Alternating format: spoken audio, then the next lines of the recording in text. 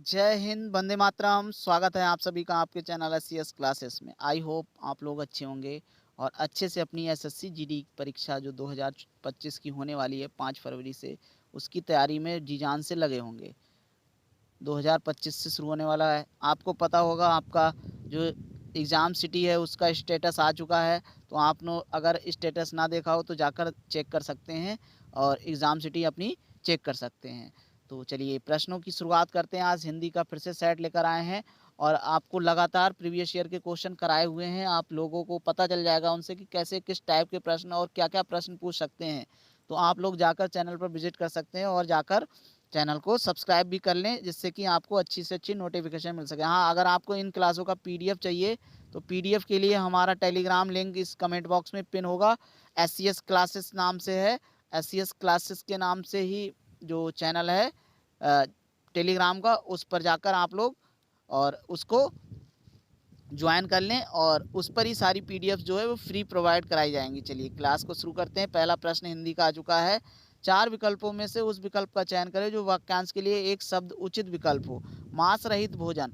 जो मांस रहित भोजन होता है उसे क्या कहते हैं? मुमुक्षु कहते हैं, निशाचर, पार्थिव या निरामिष। तो इसका ठीक आंसर क्या हो जाएगा? निरामिष। ऑप्शन नंबर 4 बिल्कुल ठीक हो जाएगा। और आपको पता होना मुमुक्षु क्या होता है? जो मोक्ष की इच्छा रखने वाला होता है व्यक्ति, उसे मुमुक्षु कहते हैं। निशाचर क्या होता है? दैत्य या राक्षस को निशाचर कहते हैं। पार्थिव किसे कहते हैं? पृथ्वी से जुड़े होने वाले व्यक्ति को, या जो पृथ्वी से जुड़ा होता है उसे पार्थिव कहते हैं। तो इसका ठीक आंसर क्या हो जाएगा? इसका ठीक आंसर हो जाएगा 4 वाला, निरामिष जो होता है मांस रहित भोजन को कहते हैं। चलिए अगले प्रश्न की ओर चलते हैं। नेक्स्ट प्रश्न नंबर 2। दिए गए वाक्य में रेखांकित शब्द का तत्सम शब्द ज्ञात कीजिए। तो तत्सम पेड़ों पर बंदर बैठे हैं, बंदर का तत्सम निकालना है। तो बंदर का क्या आएगा? तो वानर आ जाएगा। ऑप्शन नंबर 1 आ जाएगा, बिल्कुल ठीक हो जाएगा। अगले प्रश्न की ओर चलते हैं। प्रश्न नंबर देखिए 3। प्रश्न नंबर 3 में क्या पूछ रहा है? प्रश्न नंबर 3 में पूछ रहा है दिए गए विकल्पों में से शुद्ध वर्तनी वाले विकल्प का चयन करना है। शुद्ध वर्तनी किसकी है? वर्तमान युग सूचना क्रांति का है। यहाँ का माहौल ये गलत लिखा हुआ है। और उस समय, समय नहीं समय होगा तो ये भी गलत लिखा हुआ है। उस पर जाने कौन सी धून, धून धून गलत लिखा है, धुन होना चाहिए। तो इस तरह से ये अशुद्धियां यहाँ दी हुई हैं, जबकि पहला वाला ही बिल्कुल ठीक हो जाएगा। इसमें कोई भी अशुद्धि नहीं है, तो यही शुद्ध वाक्यों का शुद्ध वर्तनी वाला विकल्प ऑप्शन नंबर 1 ठीक हो जाएगा। अगले प्रश्न की ओर चलते हैं। नेक्स्ट प्रश्न। क्लास अच्छी लगे तो वीडियो को लाइक, चैनल को सब्सक्राइब जरूर करें और हमारे पीडीएफ जो पीडीएफ है फ्री प्रोवाइड करा रहे हैं, तो उसका टेलीग्राम लिंक भी ज्वाइन कर लें, जिससे कि आपको फ्री प्रोवाइड कराते रहें आपको पीडीएफ, और वहां पर जाकर आप फ्री पीडीएफ प्राप्त कर सकते हैं। चलिए अगले प्रश्न की ओर चलते हैं। रेखांकित शब्द का विलोम शब्द बताना है। बाहर शीत हवा बह रही है। तो शीत जो है इसका विलोम बताना है। शीत का मतलब क्या होता है? ठंडा। शीत का मतलब होता है ठंडा। तो इसका विलोम क्या होगा? उष्ण होगा, ठंड होगी, मोटी या ठंडापन। तो ठंडापन और ठंड होगा नहीं, मोटी होगी नहीं। तो इसका ठीक का आंसर क्या हो जाएगा? उष्ण। उष्ण का मतलब होता है गर्म। चलिए अगले प्रश्न की ओर चलते हैं। नेक्स्ट प्रश्न, प्रश्न नंबर 5। दिए गए शब्द का पर्यायवाची बताना है। विष्णु। विष्णु का पर्यायवाची क्या होता है? तो विष्णु का पर्यायवाची देखिए प्रणाली होता नहीं, लीन होगा नहीं, कर्ण या लक्ष्मीपति। यहाँ लक्ष्मीपति को ही क्या बोलते हैं? जो लक्ष्मी जी के जो पति हैं उन्हीं को बोलते हैं, क्या बोलते हैं? उन्हीं को तो बोला जाता है, लक्ष्मीपति को विष्णु बोला जाता है। तो इसका ठीक आंसर क्या हो जाएगा हमारा? इसका ठीक आंसर हो जाएगा हमारा लक्ष्मीपति। चलिए अगले प्रश्न की ओर चलते हैं। छठा नंबर देखिए। दिए गए वाक्य में रेखांकित, छठा प्रश्न है, रेखांकित शब्द का तत्सम तद्भव शब्द ज्ञात कीजिए। यह उच्च कोटि का लेखक है। उच्च कोटि का लेखक है। तो उच्च का तद्भव बताना है। तद्भव शब्द क्या होगा? तो क्या उधर होगा, नीचा होगा, ऊपर हो गया या ऊंचा होगा? उच्च का मतलब होता है ऊंचाई वाला। और तो इसका ठीक आंसर क्या हो जाएगा? छठे का ठीक आंसर हो जाएगा ऊंचा। क्या हो जाएगा? ऊंचा। तो इसका ठीक आंसर हो जाएगा हमारा चौथा वाला ऊंचा। अगले प्रश्न की ओर चलते हैं। 7वें प्रश्न की ओर। 7वां प्रश्न क्या है? दिए गए वाक्य का विलोम शब्द ज्ञात कीजिए। दिए गए शब्द का विलोम शब्द बताना है। तो किसका विलोम शब्द बताना है? प्रत्येक का। अब प्रत्येक का विलोम क्या होगा? प्रत्येक का विलोम क्या हो जाएगा हमारा? देखिए क्या होगा? क्या प्रति होगा, सरल होगा, अनेक होगा या एक होगा? तो प्रत्येक का विलोम क्या हो जाएगा? तो इसका होगा एक। ऑप्शन नंबर कौन सा ठीक हो जाएगा? ऑप्शन नंबर 4 ठीक हो जाएगा हमारा। 4 होगा या अनेक?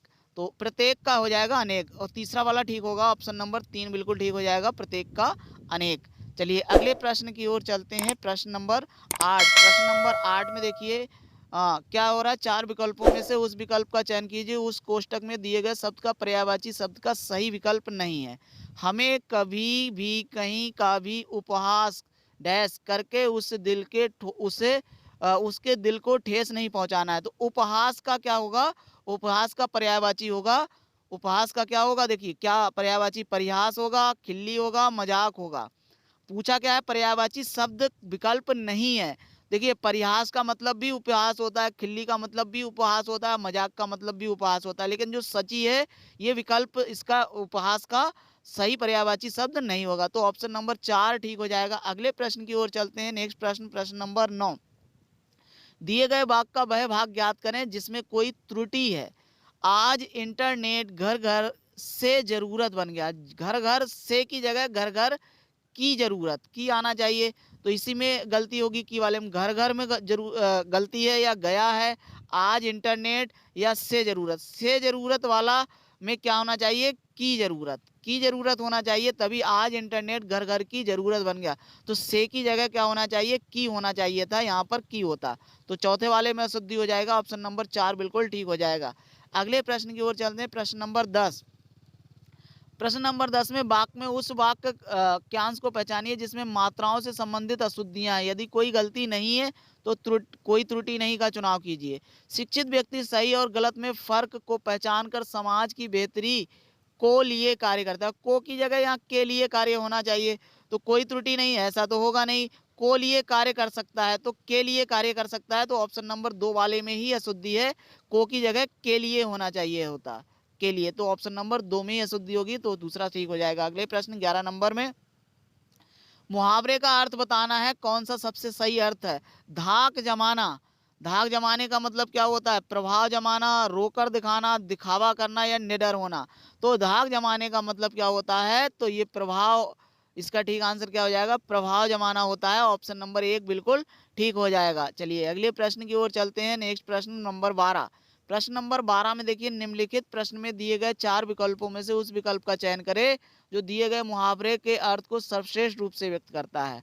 अंधे के हाथ बटेर लगना, अंधा है और बटेर हाथ लग गई है, तो इसका ठीक आंसर क्या होगा, इसका ठीक आंसर होगा अचानक से अपार संपत्ति मिलना, अचानक समस्या की युक्ति मिलना, संयोग से अयोग्य व्यक्ति को सफलता मिलना, या अकेले व्यक्ति द्वारा कोई बड़ा काम करना। तो इसका ठीक आंसर हो जाएगा अचानक समस्या की युक्ति मिलना, तो ऑप्शन नंबर 2 बिल्कुल ठीक हो जाएगा। चलिए अगले प्रश्न की ओर चलते हैं। नेक्स्ट प्रश्न नंबर 13। 13 में देखिए क्या पूछा है, क्या पूछा है, उस विकल्प का चयन करें जो रिक्त स्थान के लिए सही स्त्रीलिंग रूप वाला विकल्प हो। स्त्रीलिंग भी होना चाहिए और सही विकल्प भी होना चाहिए। उसके चेहरे पर डैश लगातार गिर रही हैं, क्या गिर रही हैं, ताज गिर रही हैं, ताज गिर रही हैं, ताज गिर रही हैं, सॉरी, इसका प्रश्न देखिए लास्ट, इसका 12 नंबर में, प्रश्न नंबर 12 में देखिए क्या आंसर आएगा इसका, तो 12 नंबर में आएगा संयोग से अयोग्य व्यक्ति को सफलता मिलना, ऑप्शन नंबर 3 बिल्कुल ठीक हो जाएगा। अगले प्रश्न की ओर चलते हैं। नेक्स्ट प्रश्न की ओर, प्रश्न नंबर 13 की ओर चलते हैं। 13 में देखिए क्या पूछ रहा है, 13 में निम्नलिखित, क्या उसके चेहरे पर डैश लगातार गिर रही हैं, तो ताज गिर रही हैं, छप्पर, कूड़ा या बूंदे। तो उसके चेहरे पर लगातार क्या गिर रही हैं, बूंदे गिर रही हैं, तो ऑप्शन नंबर 4 बिल्कुल ठीक हो जाएगा, ऑप्शन नंबर 4। चलिए अगले प्रश्न की ओर चलते हैं। नेक्स्ट प्रश्न, प्रश्न नंबर 14। प्रश्न नंबर 14 में देखिए 4 विकल्पों में से उस सही विकल्प चयन करें जो वाक्यांश के लिए एक शब्द का विकल्प हो। तो किसी वाद का विरोध करना, किसी वाद का विरोध करना क्या होगा, तो इसको ठीक आंसर होगा प्रतिवादी, ऑप्शन नंबर 3 बिल्कुल ठीक हो जाएगा। अगले प्रश्न की ओर चलते हैं। नेक्स्ट प्रश्न, प्रश्न नंबर 15। प्रश्न नंबर 15 में देखिए रेखांकित भाग के लिए एक सार्थक शब्द ज्ञात करना है। केवल भगवान ही चक्र धारण करते हैं, तो चक्र धारण के लिए एक शब्द क्या होगा, चक्रधर होगा, निंजा होगा, अस्त्रधरता होगा या विष्णु होगा। तो चक्र धारण करने वाले को बोलते हैं चक्रधर, ऑप्शन नंबर 1। और चक्र धारण कौन करता है, तो भगवान विष्णु जी करते हैं, इसलिए उनको चक्रधारी भी बोला जाता है। प्रश्न नंबर 16 से लेके प्रश्न नंबर 20 तक के जो दिए हुए हैं वो गद्यांश से संबंधित प्रश्न होते हैं। एक गद्यांश दिया जाता है जिसमें टोटल 5 प्रश्न पूछे जाते हैं। बहुत ही सरल गद्यांश होता है, आप लोग 5 के 5 प्रश्न भी ठीक कर सकते हैं। चलिए आप गद्यांश ठीक ढंग से पढ़ लीजिएगा हम आपको आंसर बता दे रहे हैं इसके गद्यांशों के। तो 16 देखिए, जैसे यहाँ रिक्त स्थान 1 है, रिक्त स्थान 1 है तो ये प्रश्न नंबर 16 है। रिक्त स्थान 2 है, प्रश्न नंबर 17 होगा। रिक्त स्थान 3 के लिए 17 के बाद 18 होगा। रिक्त स्थान 4 के लिए 19 होगा और रिक्त स्थान 5 के लिए प्रश्न नंबर 20 होगा। तो इस तरह से प्रश्न आप लोग पढ़ेंगे। 16 नंबर प्रश्न है, रिक्त स्थान 1 के लिए सबसे उपयुक्त विकल्प क्या होगा? तो इसका ठीक आंसर क्या होगा? स्वप्न हो जाएगा, ऑप्शन नंबर 2। क्या हो जाएगा? स्वप्न। चलिए अगले प्रश्न की ओर चलते हैं। देखिए 17 नंबर के लिए, 17 नंबर में रिक्त स्थान 2 के लिए सबसे उपयुक्त विकल्प क्या चयन आएगा? तो इसके लिए आएगा ऑप्शन नंबर 3, आधुनिकता आ जाएगा। अगले प्रश्न की ओर चलते हैं, नेक्स्ट प्रश्न की ओर। प्रश्न नंबर 18 में देखिए, प्रश्न नंबर 18 में रिक्त स्थान 3 के लिए सबसे अच्छा उपयुक्त विकल्प का चयन करना है। तो रिक्त स्थान 3 के लिए कौन सा आएगा? तो रिक्त स्थान 3 के लिए देखिए क्या पढ़ रहे हैं, हो उनके उदारवादी और डैश आधुनिक समाज को बुनने के धागे का काम कर रहे हैं।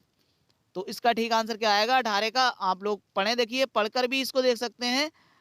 उनके प्रगतिशील और हों, और तो इसके लिए ठीक आएगा विचार, उनके उदारवादी विचार। ऑप्शन नंबर 3 बिल्कुल ठीक हो जाएगा। अगले प्रश्न की ओर चलते हैं। प्रश्न नंबर 19, प्रश्न नंबर 19 में रिक्त स्थान 4 के लिए सबसे उपयुक्त विकल्प क्या आ जाएगा? तो इसके लिए ऑप्शन नंबर 2 आ जाएगा, महत्वपूर्ण। ऑप्शन नंबर 2 बिल्कुल ठीक हो जाएगा। और ये क्लास का लास्ट प्रश्न, अगर क्लास अच्छी लगी हो तो वीडियो को लाइक, चैनल को सब्सक्राइब करें। 20 नंबर का रिक्त स्थान 5 के लिए सबसे उपयुक्त विकल्प क्या होगा? तो ये होगा अधिकारों। ऑप्शन नंबर 1 ठीक हो जाएगा। इस तरह से हमारी क्लास समाप्त हुई। क्लास कैसी लगी कमेंट में अवश्य बताइएगा, और आप लोग वीडियो को लाइक और चैनल को सब्सक्राइब जरूर करिएगा। जय हिंद, जय भारत, धन्यवाद।